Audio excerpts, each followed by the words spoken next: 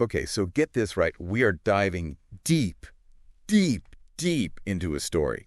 You probably think you know it already, Joseph and his brothers, right? Oh, yeah. But this deep dive, it's going to unearth some super cool details, man. Stuff you won't find in your average Sunday school lesson.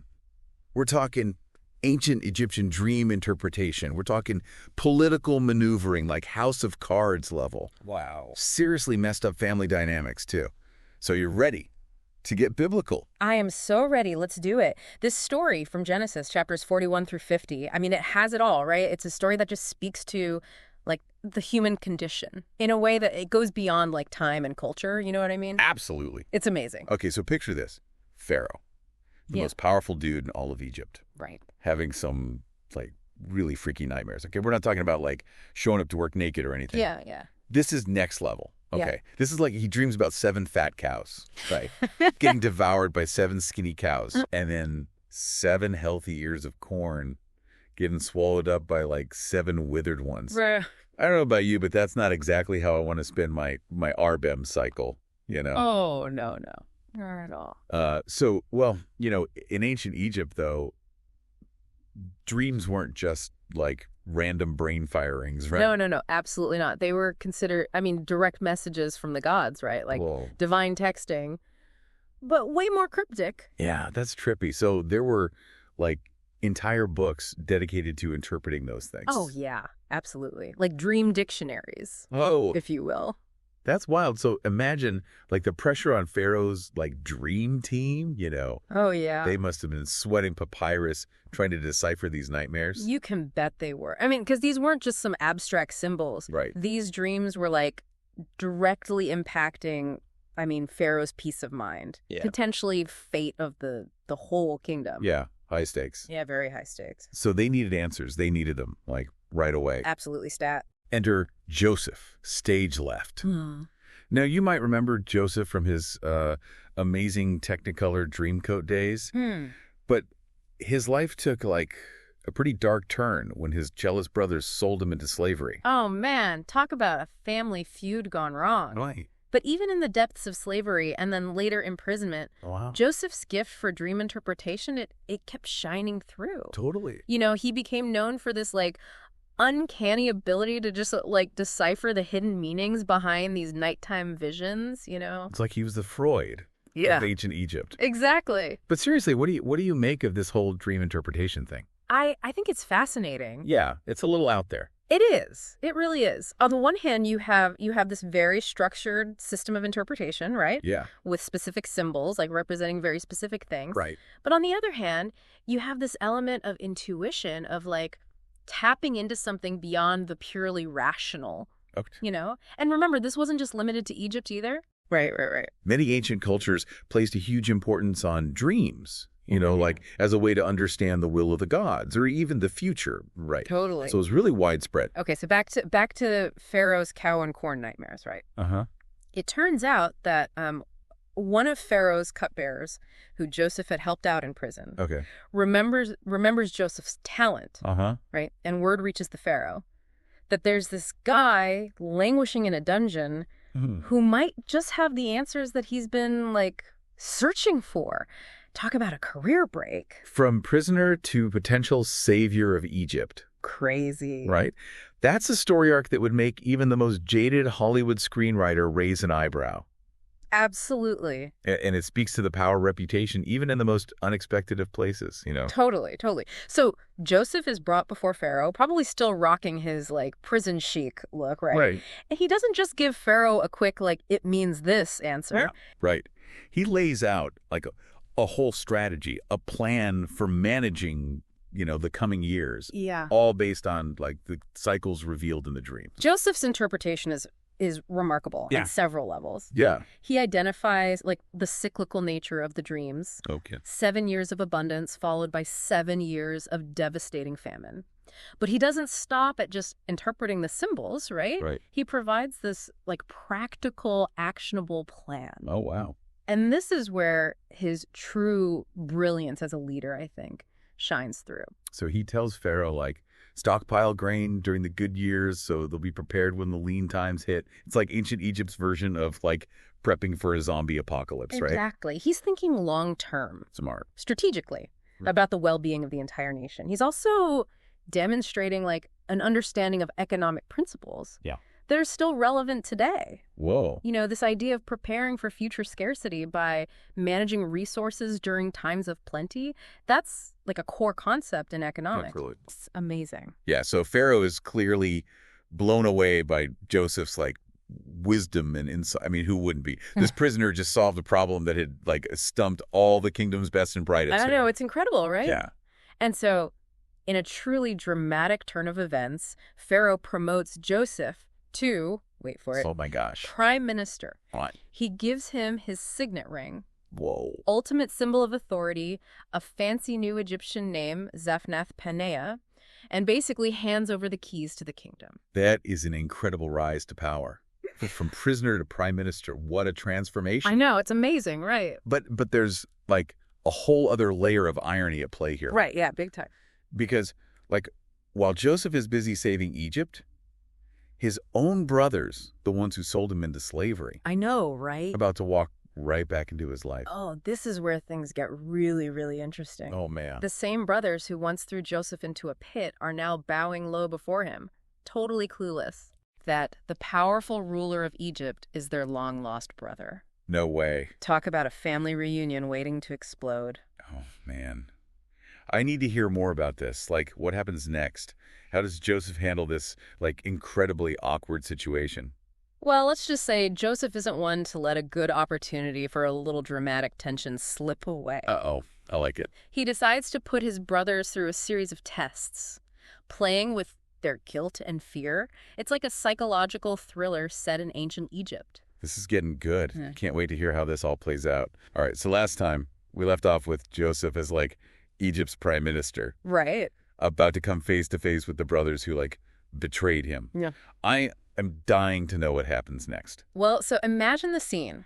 A famine has struck the land, and Joseph's brothers, desperate for food, they travel to Egypt, unaware that they're about to encounter the very person they wronged all those years ago. That's gotta be, like, one of the most awkward encounters in history. It's up there. Do they even recognize him? Well, the text kind of suggests they don't, Interesting. which adds another, like, layer of intrigue to the story. You know? Yeah. Joseph, though, he recognizes them instantly, but instead of revealing himself, he decides to, like, test their character, Okay. their loyalty. Yeah. He accuses them of being spies, plays these mind games with them, even imprisons them for a while. Oh, wow. Yeah. So I can only imagine what must have been going through their minds. Like, years ago, they dealt with this, like, troublesome brother. Right. Now facing starvation, they're at the mercy of this powerful Egyptian official Right. who is accusing them of espionage. And they're carrying the guilt Oh, man. of their past actions, too, right? Well, yeah. So it's no wonder they're, like, totally terrified. That's got to be intense. So how does this test play out? Like, what's Joseph's endgame here? So he demands that they bring their youngest brother, Benjamin, Okay. to Egypt as proof of their innocence. And this request is particularly poignant, I think, because, remember, Benjamin is the only other son of Rachel, Right. Jacob's most beloved wife. And remember, the brothers' jealousy, right, Yeah. stemmed from Joseph being Rachel's firstborn. Yeah. So this is, like, going right to the heart of the Oh, matter. wow. So this is so much more than, like, just a loyalty test. Right. It's like Joseph's forcing them to confront the root of, like, their past betrayal, the favoritism that just poisoned their relationship. Exactly. It's about accountability, but it's also about giving them a chance to prove that they've changed, that they've learned from their past mistakes. Right. So do they bring Benjamin to Egypt? So after much agonizing, their father Jacob, he agrees, fearing starvation more than, like, losing another son. I can't even fathom, like, the weight of that decision. No, it's huge. But I'm guessing things don't go exactly smoothly once they arrive in Egypt with Benjamin. Well, let's just say Joseph continues to, play the role of the mysterious, powerful official. Okay, yeah. And manipulating events to stir up his brother's emotions. Yeah. And test their limits. He even plants a silver cup in Benjamin's bag, accusing him of theft, Whoa. just to see how the others will react. This whole scenario is like a master class in psychological manipulation. It's intense. It's intense, yeah. It certainly is. And it all leads to this pivotal moment when Judah, one of the brothers who initially suggested selling Joseph into slavery, Oh, wow. steps forward and offers himself as a slave in Benjamin's place. Oh, my gosh. This act of self-sacrifice demonstrates, I think, a profound shift in his character, a willingness to protect his brother, even at the cost of his own freedom. That's a powerful, like, turning point. It really is. It shows, like, true remorse, right? Right. Genuine change. Like, how does Joseph respond to this? He can't hold it in any longer. Yeah. The emotional dam breaks, and he reveals his true identity to his stunned brothers. No. Imagine that scene. Years of pent-up emotions, the shock of recognition, the guilt, the fear, all colliding, like in that one moment. So intense. So how do his brothers react to this revelation? I mean, they're terrified. Yeah. Right. They expect retribution, punishment for their past cruelty. But what Joseph does next is truly remarkable. Yeah. He weeps openly, embraces them, and utters those incredibly powerful words, "It was not you who sent me here, but God." That's incredible. So instead of seeking revenge, he offers forgiveness. It's a profound moment of grace. Total. Joseph chooses to see his suffering, his entire journey, as part of a larger divine plan. Wow. You know, he reframes his pain, acknowledging the role it played in saving his family and countless others during the famine. That takes an incredible amount of strength and wisdom. It really does. It's a testament to the power of forgiveness to, like, heal old wounds and break cycles of, like, bitterness and revenge. Absolutely. And this act of forgiveness, it opens the door for reconciliation, for a new beginning for the entire family. Right. So they all live happily ever after. Like, what happens next? Well, not exactly a fairy tale ending, but there is a reunion filled with joy and tears as Jacob, who thought his beloved son was dead, is reunited with Joseph. It's a powerful image of, like, restoration and hope after years of loss and separation. This story is just packed with, like, emotional highs and lows. Where do they go from here? So Joseph, using his position and influence, arranges for his entire family to relocate to Goshen, this fertile region in Egypt, ensuring their safety and prosperity during the famine. It's a strategic move that also highlights the complex dynamics of, like, power and privilege. Okay, but we talked earlier about some of the potential downsides to Joseph's, like, leadership. Can you expand on that? Absolutely. While Joseph's actions undoubtedly saved lives during the famine, his economic policies also led to this highly centralized system, right? With Pharaoh controlling all the land. So it raises these questions about, unintended consequences, like how even the most well-intentioned actions can have, like, unforeseen and potentially problematic long-term effects. That's a really important point. Like, this isn't just some ancient story. No, absolutely not. Right. It's a reflection of the complexities of leadership, the delicate balance between, like, power and responsibility, and the need to consider both the immediate and long-term impact of, like, our decisions, right? Exactly. And those questions continue to resonate even today as we grapple with issues of, like, economic inequality, political power, Right. the role of government in our lives. This deep dive is really, like, bringing those connections to life. It's amazing, right? It's not just a story. It's like a mirror Yeah. reflecting back, like, our own struggles and triumphs. Yeah. So we're back, for the final part of our deep dive into the life of Joseph. And, man, it's been a wild ride so far, right? It really has. From, like, favored son to slave to prime minister, right? And we've seen some pretty intense, like, family drama along the way. Oh, yeah.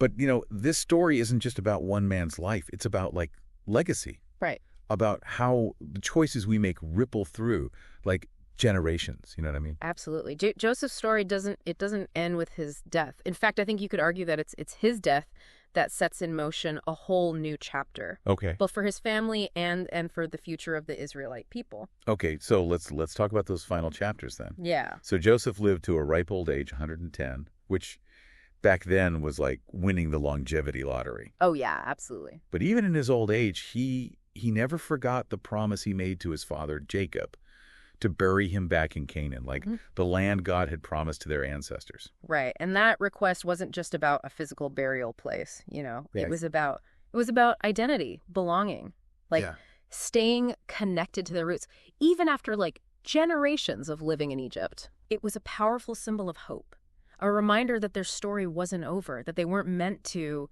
to stay in Egypt forever. So when Joseph finally passes away, I mean, it's a huge deal, right? Huge. The Egyptians, they go all out with the 70-day mourning period. Wow. That's like a national period of grieving for the guy, and then they embalm him, Right. preserving his body according to, like, their customs. And embalming was a central part of ancient Egyptian beliefs about the afterlife. Yeah. It wasn't just about preserving the body, it was about ensuring the spirit's safe passage into the next world.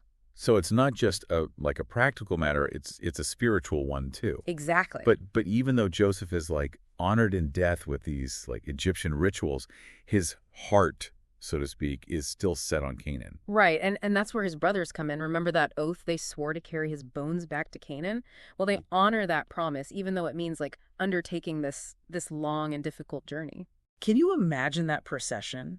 Joseph's brothers, now old men themselves, Right. carrying the weight of their history, both the good and the bad, as they travel back to the land of their ancestors. Like, that's gotta be an intense image, man. It's powerful. It's a powerful image. And it wasn't just a quick trip either. Oh, wow. They stopped in a place called Atad, just east of the Jordan River, and held this 7-day mourning ceremony for Joseph. Wow. And this wasn't just about fulfilling a promise. It was about publicly acknowledging their grief, their respect for their brother, and the importance of his final request. Yeah, even the Canaanites who witnessed this display were like moved by it. They called it a grievous mourning to the Egyptians. It's like this shared experience of grief transcended cultural boundaries. Exactly. And finally, they reached their destination, the cave of Machpelah, where Abraham, Sarah, Isaac, Rebekah, and Jacob were all buried. Wow. This wasn't just any burial ground. This was like the ancestral burial place, a site of deep religious and historical significance. So by laying Joseph to rest there, they're symbolically like bringing him home, right? Yes. Reuniting him with his family line. It's a powerful statement about like continuity of the enduring bonds of family and history. Absolutely. But even though they've fulfilled their promise, this new anxiety emerges. Yeah. They start to worry about what will happen now that both Jacob and Joseph are gone. They fear that like old resentments might resurface, so that they might face retribution for their past actions. It makes sense, right? They've lost their protector, the one who held the family together. Right. So they send the message to Joseph's sons asking for forgiveness. Wow. They say, "Forgive, we pray you now, the trespass of your servants, for they did unto you evil." Well, loaded message. You can almost feel the weight of their guilt, their fear of the unknown. Totally. And Joseph's sons, reflecting the spirit of their father, they offer reassurance. They tell their uncles not to be afraid, echoing Joseph's own words.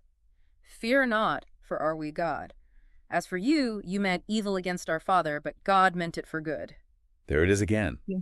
That profound understanding that even in the darkest moments, Right. there can be higher purpose at work. Yeah. It's a reminder that we don't always have the full picture. Yeah. That what we perceive as evil or tragedy can be part of a larger plan we don't yet understand. Absolutely. And so the story ends with this message of hope and forgiveness. Joseph's family, they remain in Egypt, but that burial in Canaan, that points towards a future beyond Egypt, a future where God will deliver them and bring them back to the promised land. It's a story that speaks to the enduring power of faith, the possibility of redemption, and the belief that even in the face of immense hardship, there is always hope for a brighter tomorrow. Man, what a journey this has been. We've covered so much ground, from like ancient Egyptian dream interpretation to political maneuvering to like powerful themes of forgiveness, reconciliation, and ultimately hope. It's an amazing story. It is. It's a story that continues to like resonate thousands of years later. Right. It challenges us to like think about the choices we make, the impact our actions have on others. Yeah. And the possibility of finding like meaning and purpose, even in the midst of suffering, right? Absolutely. Joseph's life was anything but predictable. It was full of twists and turns, betrayals and triumphs. Yeah. But through it all, he held onto his faith, his integrity, and his belief in a future, like filled with possibilities. You know? It's inspiring. It is. It's an inspiring reminder that even when life throws us like curveballs, there's always a chance for redemption, for growth, and for a legacy that extends far beyond our own lifetime.